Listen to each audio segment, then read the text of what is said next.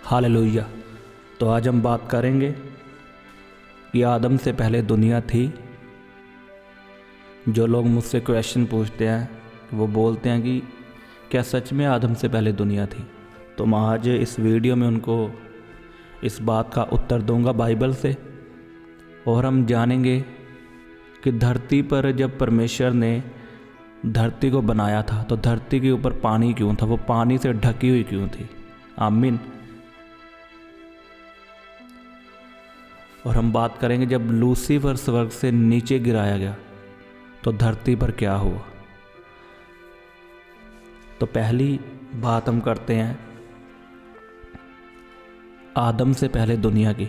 देखो बाइबल में इसका क्लियर उत्तर कहीं पर भी नहीं है कि आदम से पहले दुनिया थी, लेकिन क्यों लोग बोलते हैं कि आदम से पहले दुनिया एग्जिस्ट करती थी। अगर हम वचन को पढ़ते हैं यशाया उसका 45 अध्याय उसकी 18 आयत से, उसमें लिखा, क्योंकि यहोवा जो आकाश का सृजनहार है वही परमेश्वर है, उसी ने पृथ्वी को रचा और बनाया, उसी ने उसको स्थिर भी किया। उसने उसे सुनसान रहने के लिए नहीं परंतु बसने के लिए रचा है। अब इसी आयत से लोग अंदाज़ा लगाते हैं कि आदम से पहले दुनिया थी, क्योंकि अगर हम बाइबल को पढ़ते हैं उत्पत्ति उसका पहला अध्याय उसकी पहली आयत से, उसमें लिखा, आदि में परमेश्वर ने आकाश और पृथ्वी की सृष्टि की। पृथ्वी बेडौल और सुनसान पड़ी थी और गहरे जल के ऊपर अंधेरा था। अब यहाँ पे दूसरी आयत में लिखा, पृथ्वी बेडौल और सुनसान पड़ी थी। अगर परमेश्वर ने पृथ्वी को बनाया था तो वो बेडौल कैसे हुई। बेडौल का मतलब सुनसान। अगर हम यशाया की किताब पढ़ते हैं 45 की 18, उसमें लिखा, उसी ने पृथ्वी को रचा और बनाया, उसी ने उसको स्थिर भी किया। उसने उसे सुनसान रहने के लिए नहीं बनाया परंतु बसने के लिए रचा है। अब यशाया की किताब में लिखा, परमेश्वर ने पृथ्वी को बसने के लिए बनाया, उसे सुनसान रहने के लिए नहीं बनाया। लेकिन उत्पत्ति की किताब में लिखा है पृथ्वी बेडौल और सुनसान पड़ी थी। अब जो पहली आई था उत्पत्ति की, आदि में परमेश्वर ने आकाश और पृथ्वी की सृष्टि की, और जो दूसरी आई था पृथ्वी बेडौल और सुनसान थी, इसमें बहुत सालों का अंतर है। जो पहली आई था उसमें धरती को बनाया गया था, जिसमें लिखा है पृथ्वी ने आकाश और पृथ्वी की सृष्टि की, उसमें धरती को बनाया गया। और जो अगली आयत है वो कितने सालों बाद लिखी गई है। अब बाइबल में मेंशन नहीं है वो कितने साल है, 1000 साल हो सकते हैं या कम हो सकते हैं। और यहाँ से लोग अंदाज़ा लगाते हैं कि पहले आदम से पहले दुनिया थी,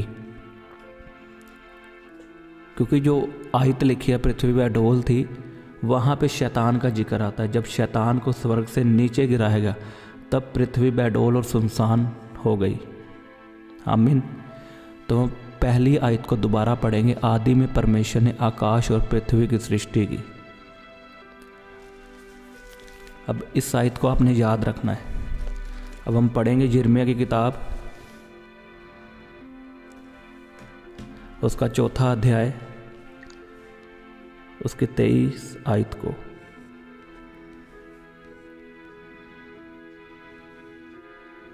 उसमें लिखा, मैंने पृथ्वी पर देखा, वह सूनी और सुनसान पड़ी थी, और आकाश को और उसमें कोई ज्योति नहीं थी। मैंने पहाड़ों को देखा, वे हिल रहे थे, और सब पहाड़ियों को कि वे डोल रही थी। फिर मैंने क्या देखा कि कोई मनुष्य भी ना था, और सब पक्षी भी उड़ गए थे। अब यहाँ जो जिक्र हो रहा वो तब का हो रहा जब शैतान नीचे गिराया गया। इसमें लिखा है, मैंने पृथ्वी पर देखा, वह सोनी और सुनसान पड़ी थी जब शैतान गिर गया। ये तब की बात हो रही है। और आगे लिखा, और आकाश को और उसमें कोई ज्योति नहीं थी। मैंने पहाड़ों को देखा, वे हिल रहे थे, और सब पहाड़ियों को कि वे डोल रही थी। फिर मैंने क्या देखा कि कोई मनुष्य भी ना था। अब यहाँ से लोग जिक्र करते हैं आदम से पहले दुनिया थी, क्योंकि यहाँ पे लिखा है और कोई मनुष्य भी ना था। इसका मतलब मनुष्य आदम से पहले एग्जिस्ट करते थे धरती पर। तो यहाँ बाइबल हमें थोड़ा सा प्रूफ देती है कि आदम से पहले कुछ तो था धरती पर जो वचन में नहीं लिखा।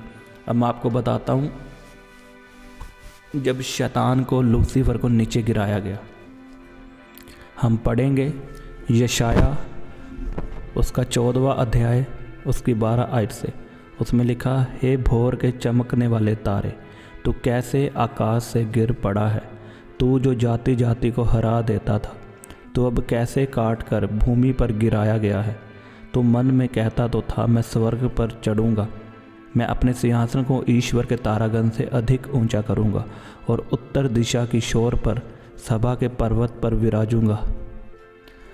अब हमें यहाँ पे जिक्र मिलता है शैतान का, क्योंकि शैतान को भोर का चमकने वाला तारा कहा गया है।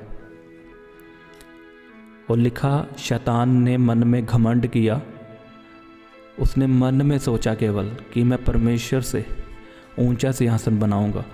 और लिखा, उसे आकाश से नीचे गिराया गया, स्वर्ग से नीचे गिराया गया धरती पर। जो पहली आयत मैंने आपको पढ़ाई थी उसमें लिखा, आदि में परमेश्वर ने जगत को बनाया। और जो दूसरी आयत है ये उसके बीच की कहानी है। आमीन। और जो तीसरी मैंने बात कही थी कि क्यों धरती पर पानी था, धरती पानी से भरी हुई थी, अब मैं उसका बताऊंगा। और मैं आपको एक स्टोरी बताऊंगा, लेकिन आप उसे सीरियस मत लेना, वो बिब्लिकल नहीं है। क्योंकि कई लोग सीरियस ले लेते हैं, जस्ट एंटरटेनमेंट के लिए सही है, बस उसे प्रभु में बढ़ने के लिए यूज़ करना। आमीन। अब मैं आपको पूरी कहानी सुनाता हूँ। सबसे पहले परमेश्वर ने पृथ्वी को बनाया, तब शैतान नहीं था, तब शैतान शैतानी काम नहीं करता था, वो परमेश्वर का स्वर्गदूत था जो स्वर्ग में वर्शिप करता था। और तब परमेश्वर ने पृथ्वी को बनाया, उसमें तरह तरह के जानवर बनाए, पक्षी बनाए, और परमेश्वर ने मनुष्यों को बनाया। आमीन। और फिर ये सिलसिला आगे बढ़ता गया।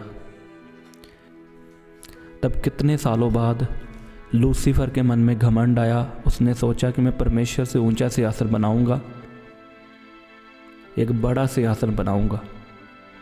अभी उसने मन में ही सोचा है और परमेश्वर ने उसका न्याय कर दिया, उसको नीचे गिरा दिया आकाश से।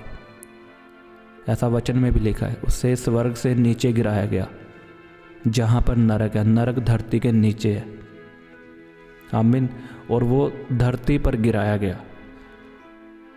अब जब वो धरती पर गिराया गया तो धरती नाश हुई, लेकिन मेरा ये मानना है कि तब लोग नहीं मरे थे, क्योंकि परमेश्वर की दया थी उन पर, लोग बच गए।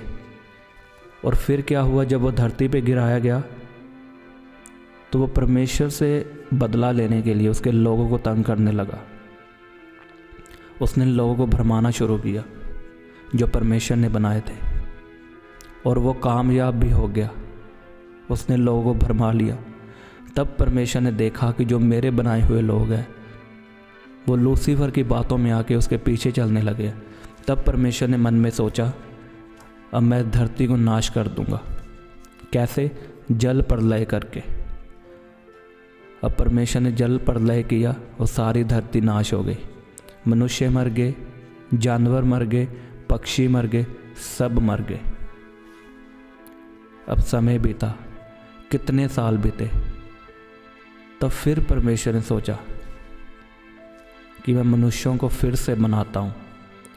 तब परमेश्वर ने जो धरती बेडोल हो गई थी, जो सुनसान पड़ी थी, उसको फिर से रचना शुरू किया, उसे फिर से बनाया। और तभी वचन में लिखा है धरती पर पानी था। फिर परमेश्वर ने पानी को अलग किया, पेड़ पौधे उगाए, फिर से जानवर बनाए, और फिर से परमेश्वर ने आदम की रचना की। और इस बार आदम को नॉर्मली नहीं बनाया था, इस बार आदम को एक वर्शिपर की तरह बनाया था कि अब वो आराधना करेगा और शैतान से बदला लेगा। आमीन। अब आपने इस कहानी को जस्ट कहानी की तरह ही लेना है। ऐसा बिब्लिकल नहीं है, लेकिन ये मेरी थ्योरी है, इमेजिनेशन है। जस्ट इसे परमेश्वर में बढ़ने के लिए यूज़ करना। तो ऐसे ही मैं और वीडियोस बनाऊंगा। अगर आपको ये वीडियो अच्छी लगी, आपने इस वीडियो को लाइक करना है, शेयर करना है और चैनल को सब्सक्राइब करना है। आमीन। सबको जय मसीह की। हालेलुया।